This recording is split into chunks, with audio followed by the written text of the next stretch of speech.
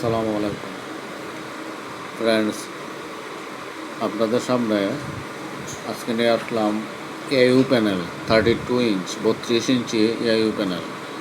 এটা CKB short প্যানেলের ভিতরে সিকেবি শর্ট এক সাইড শর্ট। তো এই শর্টটা আমি রিমুভ করে দিলাম, কফ খুলে দিলাম আর কি। খুলে দেওয়ার পরে ছবি কিন্তু এখন ক্লিয়ার আসতেছে। ছবি একদম ক্লিয়ার আসতেছে এখন।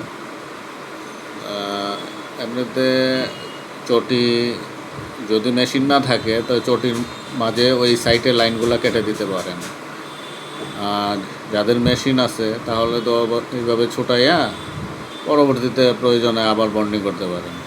যাদের মেশিন নেই তারা এই জায়গাটুকু যতটুকু আমি খুললাম ততটুকু আপনারা কেটে দিতে পারেন। তো ইনশাল্লাহ এখন প্যানেল রেডি, চলবে। এভাবে আপনারা কাজ করবেন, ইনশাল্লাহ হয়ে যাবে।